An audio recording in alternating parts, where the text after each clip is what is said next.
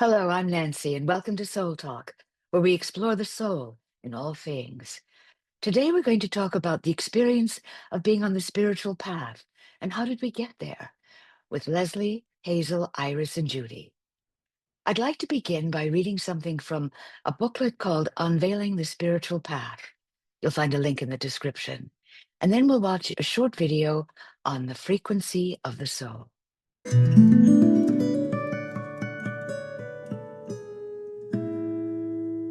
Like, quote, the spiritual path mirrors, to a degree, these three phases in the life of a butterfly. It begins with a human being living on the ground, absorbed in the world of matter. When matter becomes unbearably burdensome and loses its meaning and significance, the individual searches for higher ground. The search ignites the journey that transpires above and beyond the material plane. Unquote. Well, it's been said that these are soul forging times. The divine timing has us going through the early stages of that metamorphosis right now, which is why it's more important than ever to tune in to the frequencies of the soul.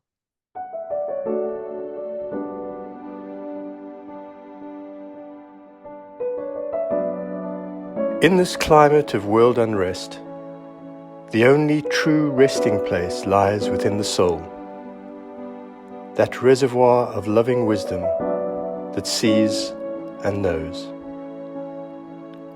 On this plane, it is possible to weather the present global conditions with equanimity.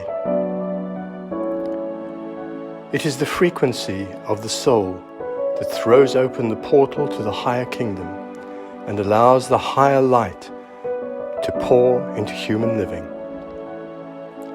The soul awakens in the heart and begins to shine its light upon the mind of the seeker. As this light grows in intensity, it turns into the light of truth, which is almost indistinguishable from the light of love.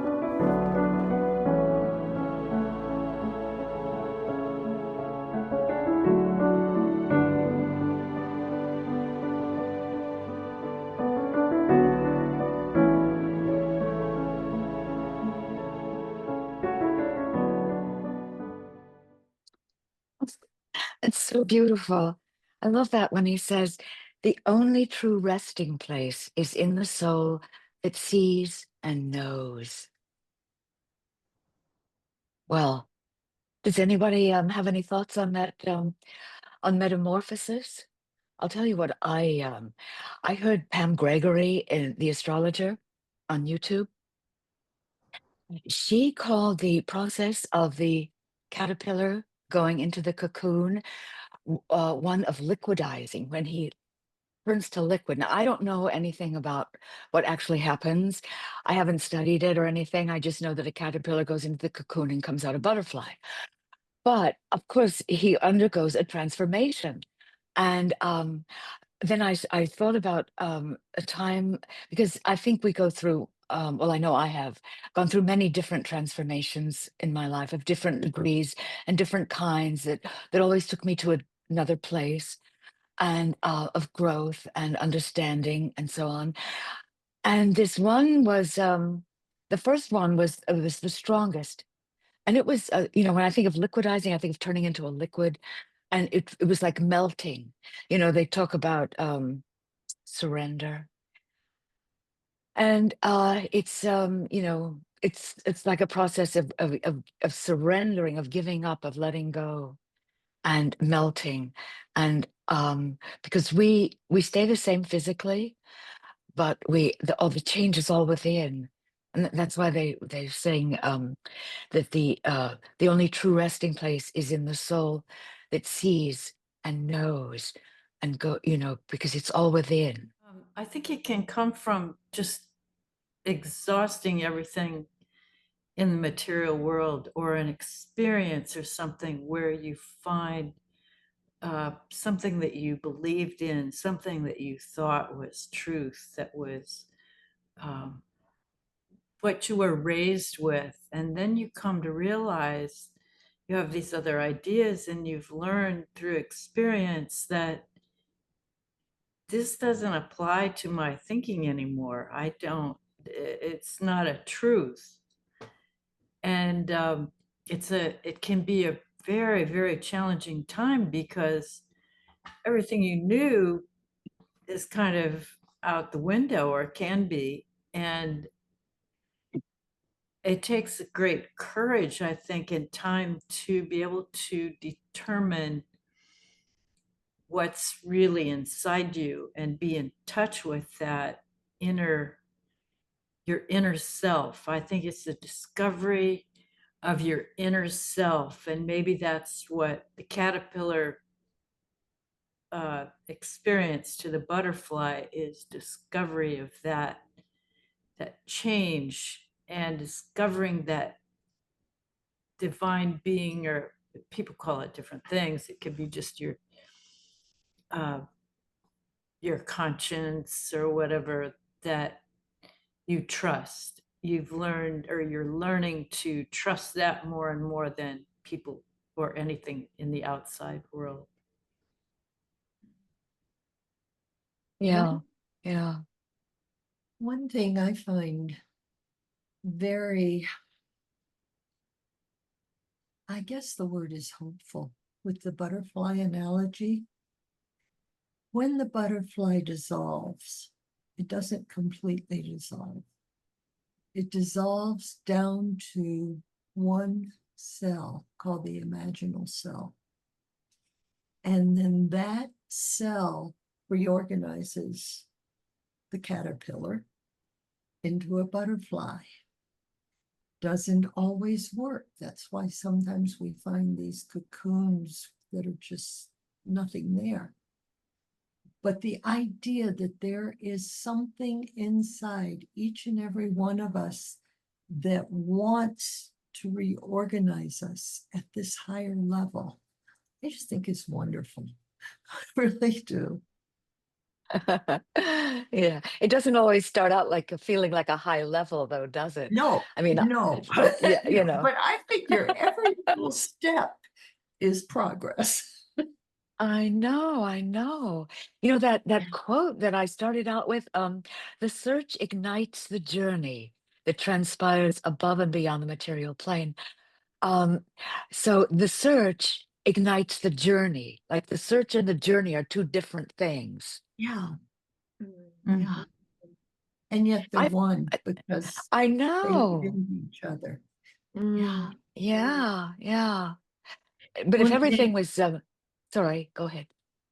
oh, Nancy, I was just going to say, when you said the word melting, it really triggered a lot for me, because I wondered whether, love is also mentioned in that lovely video.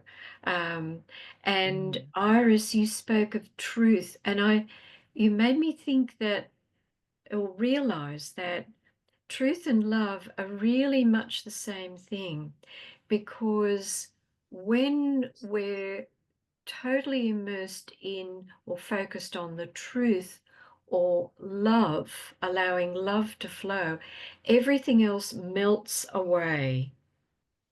It Oh, totally melts yeah. away. And Ah, so we experience it, I think, or at least I've experienced it as a melting. Um, when you're just focused on the truth, and it all, and the experience of it is that all the untrue things that had got us somehow sort of dissolve away when we see the truth clearly and trust it. It's the same when love flows through, everything else melts away. And I think that I wonder if that might also be, we're standing in that point. What did you call it, Hazel? That Imaginal cell. the imaginal self. When we're Cell. standing in that cell, when we are that cell and that self too, maybe True. Yes. everything else just melts away and we realize it's not real in that moment. We can step back out of it and it seems to become real again, but we remember.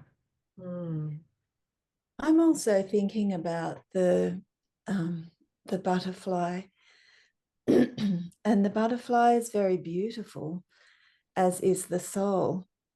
And I know in my experience, in my life, I grew up thinking I had a soul, and it was kind of just normal to me, and you know, thinking about the spiritual world, and it was acceptable in my family, and we talked about it and so on. But I felt the challenge was trying to reconcile that with the material world, with the physical world. It just seemed so jarring, the two, the spiritual, the soul, and the outer world didn't seem to, like, they didn't match. And it took me a long time to get to a point where I felt free, sort of like a butterfly, to express soul qualities, to, you know, I remember often I would just be dismissed as an idealist and things like that in my life. And I felt so uncomfortable, and, you know, it was confusing. I just didn't know how to be in the world. I just felt like I couldn't be myself.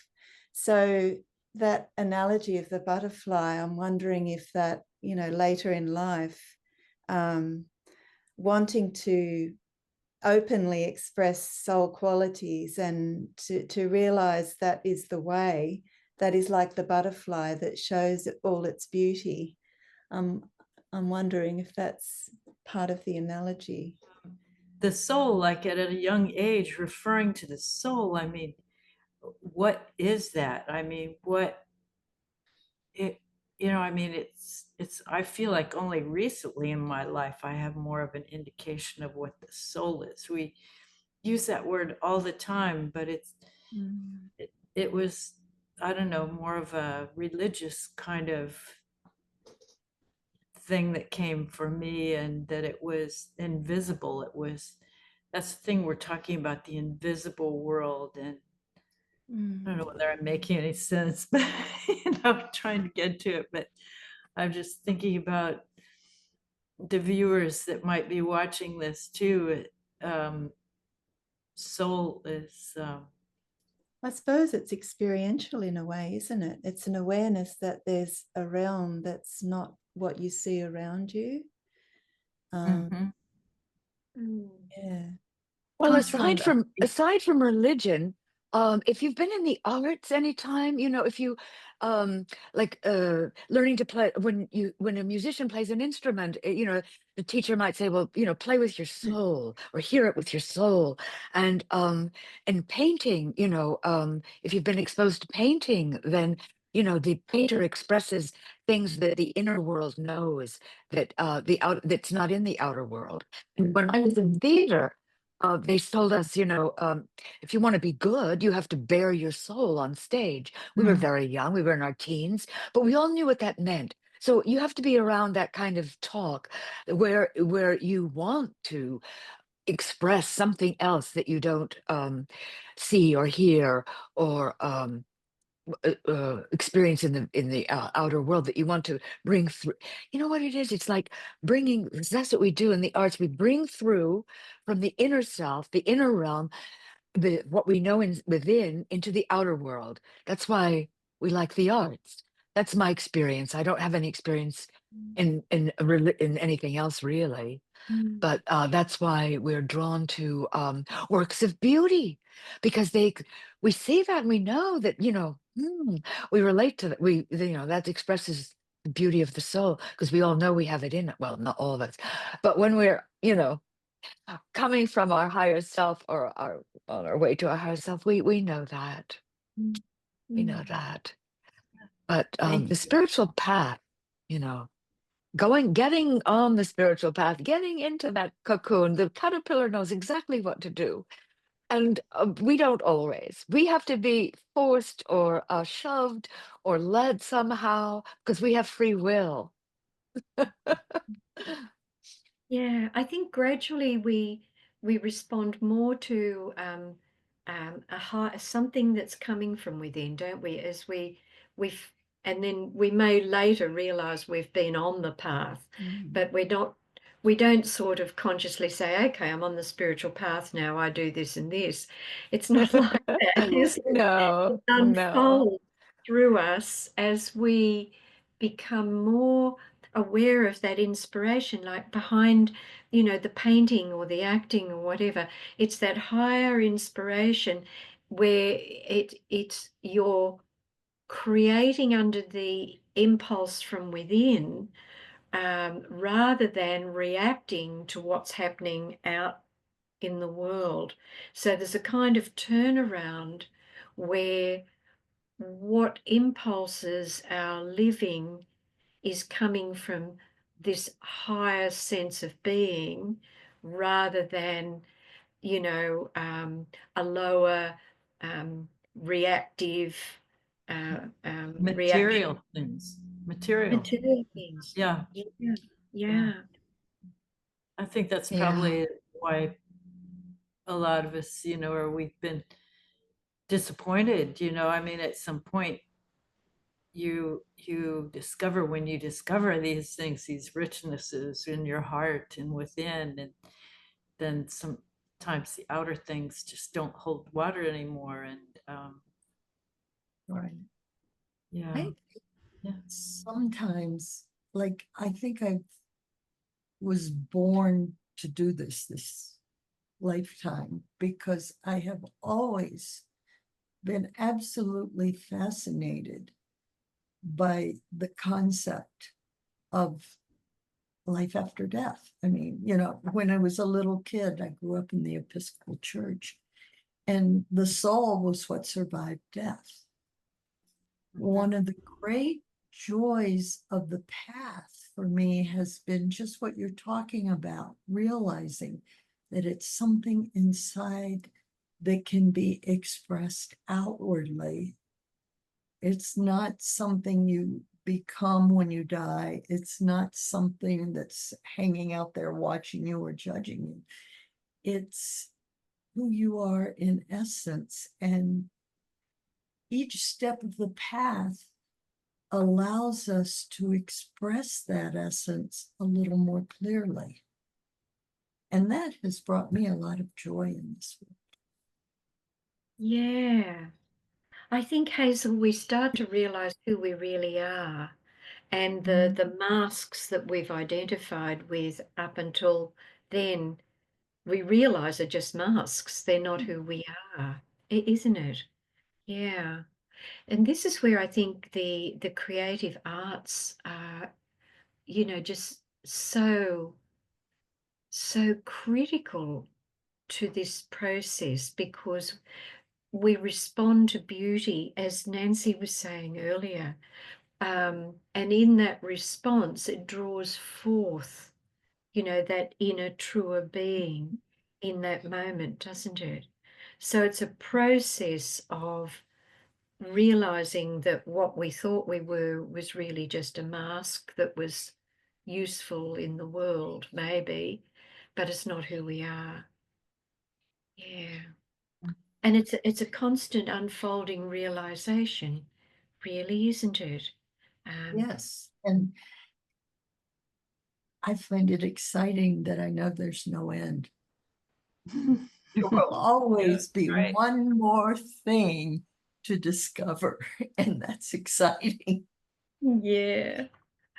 I think it's expanding as well, isn't it? It's expanding because as we get out of the little mask, we realize, we're sensitive to, much, much more vibrantly part of you realize you're part of a vibrant, living, dynamic whole. Connected. Yeah, connected. Yeah. And that connection becomes more and more actually palpable.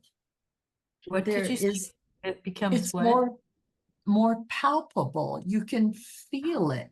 Yeah, There's right. there's a sense that isn't this kind of touch, but it's an inner touch, and you can feel it. A resonance. It's like a resonance, isn't it? Yeah, it is. I know, I I feel it know. now. Yeah, me too. We're very suggestible.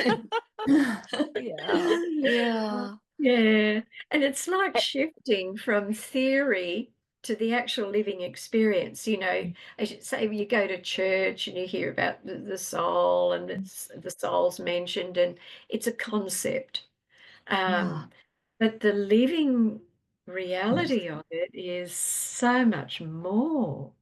Um, Mhm. yeah. And when we, don't you feel that when we open up and are coming from our hearts and are resonating light, and then when we're around other people, whether or not they are fully awakened or a little bit of, or wherever they are, then they feel us because we're connected to them. And they're naturally, unless they're totally closed off, they feel it. And that's why, the more we express our light, the more light that will start, popping up around us. It's just, the 100th monkey thing. It's Wow. it's part of we're programmed to be enlightened, and to express our light and to be light, and it's in it's in our I love the way being. you It's a I nice way love to the put way you say we're programmed. I remember years ago, as part of the Arcane School thing, we meditated for a month on the will of God. What is that? And the best I could come up with was the will of God is like an acorn. It's going to become a mighty oak. it. That's what it's going to do unless it's really mistreated. And when you say we're programmed, I think that's exactly what it is. It's in our genetic constructure, I guess, that we Divine will be. spark, the divine spark, isn't it? Yeah, yeah, Yeah. and it will eventually fully manifest. Probably not in this body, but it will eventually fully manifest. And Well, yeah. we interact with people who others who are at different points of that too. Um, I remember way back in a work situation, a co-worker who was fairly sort of stern and so on said to me one day, "Why are you so nice to me?" or something like that. And it shocked me at the time because I hadn't realized I was being particularly nice. I was just, whatever. You were Obviously it's lived in my memory, because there was there was a kind of impact in that, and I thought, wow. Um, she later became very friendly and so on, but it took, quite some time until she um, opened up a little. So it made me realize that, when we're young, we don't realize that the world isn't how we are, sort of thing. Yes. You Mhm. know? For And you sure. run into this, which is a great experience because you realize that there's a larger something going on. But we have to keep shining as best we can anyway, Mm. um, and just be our best self in the world to the best that we can in each moment. Yeah. And I I've never. think that's what being on the spiritual path is. Because when I was thinking about this discussion we were going to have, I sort of had this realization I am on the spiritual path. It was sort of, I hadn't sort of said it in a way. And I realized that in saying that, in sort of declaring that in a way, it comes with a sense of responsibility. And that, if that's what I am doing, if that's what we're doing, we have a responsibility to behave to others in a particular way, as you're describing, Judy, to share light and, to what we're radiating out into the world, that that we have to accept the responsibility of doing that. That's part of our role in being here. When you say that, I'm reminded that consciousness facilitates process. As we are aware of what we are doing, it flows more easily. The other thing you said, Judy, that struck a bell was you said it took a while for her to open up. I'm thinking it took a while for her to trust. Mhm. And trust is evoked by the love of the soul. So just by expressing that soul love in being a kind, considerate human being, you were evoking the response, the trust response. And of course, trust is an aspect of soul love as well. Perhaps her soul was responding to yours, Judy, Oh, you know, because isn't that sort of what happens? Mm. If you, Contagious. sorry, Yes. Contagious. It's Yeah. yeah. contagious. I think of it more in terms of energy. The energies respond to each other rather than because soul puts it somewhere else. But energies, we're constantly vibrating. We're constantly expressing a frequency and coming into contact with other frequencies. So we come into contact with other energies, and other people around will respond to our energy. So, but when we keep our frequencies high, I mean, I know when I get low, I start getting depressed or feeling negative about what's going on. But that's another thing, why during these difficult times, so many people are having a very rough time, and it can be very hard to stay positive if you don't know what's going on. If you haven't heard that we're going through a metamorphosis to a higher plane, you might think, oh my God, the world's going to, you know, we're being destroyed. It's all falling apart. Oh my God, Um, it's very important. And this is another thing I like about Pam Gregory. She gives great tips on how to keep your frequencies high. She speaks about that a lot. And uh and it's being conscious of your where you are in your thinking and being, and being more conscious of where your mind is and checking yourself to make sure stay stay in those higher frequencies no matter what is going on. That what the video that we saw about tuning in to find that, to stay in that balance Mm. of peace, and the soul that sees and knows, because when we come from that place of seeing and knowing, then it's just we all settle down. And I suppose if you identify with the soul, it allows you to sort of somewhat step back and observe what's going on in the world and in your life. And it does give a moment of respite and stillness and peacefulness that isn't achievable if you're sort of reacting emotionally and being upset about things and events in the life. That somehow identifying with the soul perspective does allow you to just pause and think clearly, but also feel a moment of peacefulness. It puts things around you into a different perspective. That's oh, my it certainly experience. does. Mm. Yeah.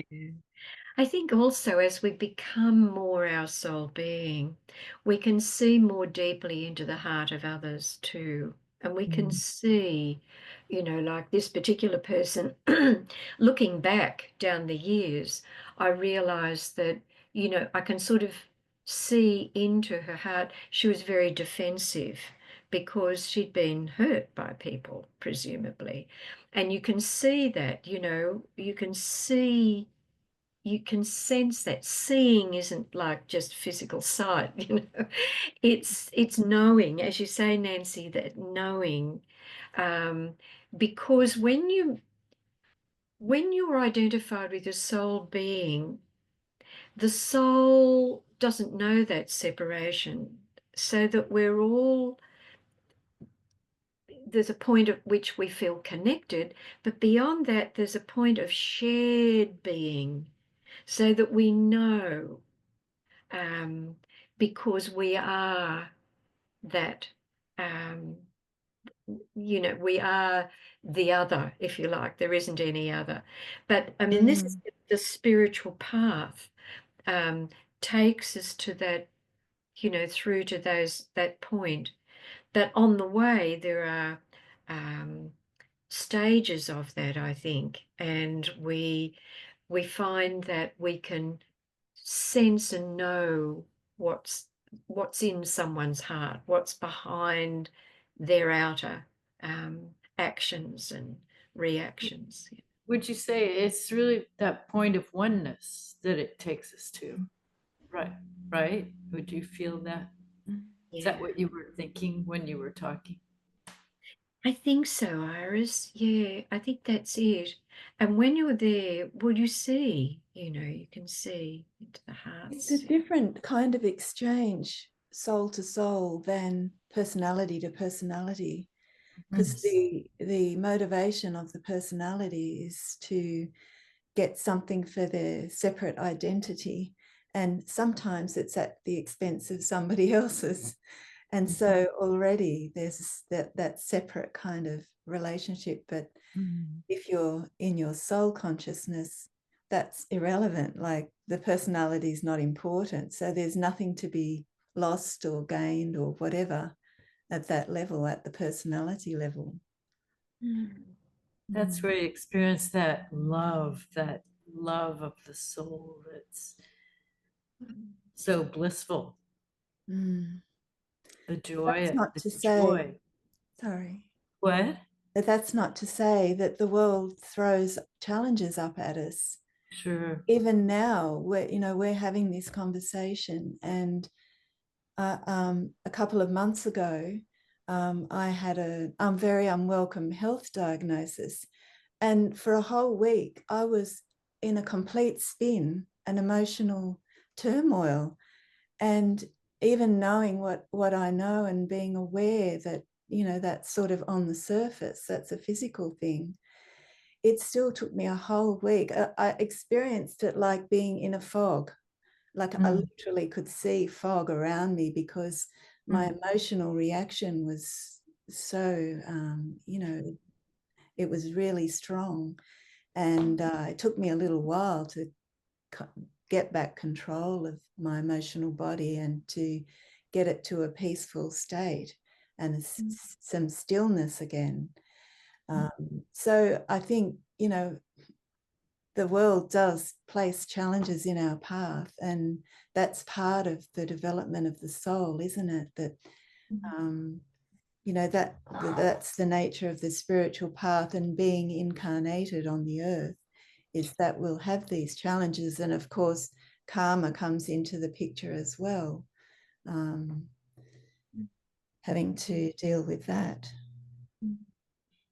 But our personality vehicles are important because they're our means of expressing in the world. I think it's the relationship of the soul to that personality that's the important thing, isn't it? And we find as we go along the path that we're probably switching, between identifying with the personality vehicle, identifying with the soul who uses that vehicle for, or animates that vehicle in the world. And gradually, the swing will move as we progress along the path. We become more the soul, more of the time, and therefore more present as a soul in the world through our vehicles. But our vehicles are important, and health issues are big issues because you know, look, if my car breaks down, I can't get to the shops and get what I need to, you know what I mean? If our vehicles break down, our bodies break down, it's a major thing, really. But But it can be because, put into perspective. I think, yeah, that it's not the only thing. The that's vehicle. right. Yeah. Yeah. Mm, But it's a big and important impact that you have to deal with, mm. and it takes a little while to deal with it. Yeah. I think you're amazing, Leslie. Yes. Mhm. Well, who knows what the karma is, from the past life that has to be balanced. You have to just accept it. Yeah, yeah. Mhm. And we Mhm. look around us at so many people in pain of various kinds, emotional pain, you know, physical pain or whatever, and you know, your heart just goes out to them. Yes. But Yeah. there is always the element of karma and as well. So, and you know that the soul endures. It's the Mm. eternal part of us that endures through all of this. And Well, it's not always bad because we're learning from those experiences. Those are the experiences, the challenging ones, give us the most, can give us the most, insights that are so valuable later in life and yes. in understanding others and just so many things. I think Yeah. sometimes difficulty in the material world creates compassion for others. Mm, That's yeah, that's that's one opportunity. so true, isn't it? Mm. Yeah. Mm. Yeah, privilege can be a terrible barrier between, you know, the real and the unreal.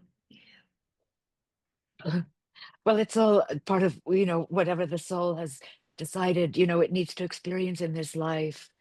And sometimes, you know, I mean, to be in the physical body, you know, to choose to be incarnated, these bodies are so fragile, and we start out so helpless and so small. And some people, you know, build very strong bodies, but we're actually very fragile beings, and we know we only have a very short time, you know, to live on this planet, on this earth, in these bodies, in these personalities, and it makes it so precious.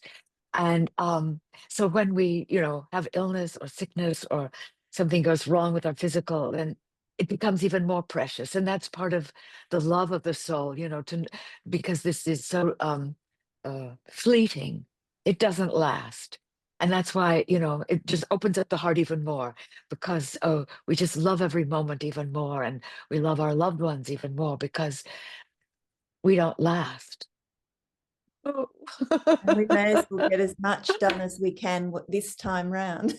So there's Yeah. less to do next time. I Right. know, I That's what I'm know, I thinking. know. And make a Yeah, good job of yeah. it this time. When Bring it on. 40 years ago, I used to say, "Oh, I hope I have enough time to do everything I have to do."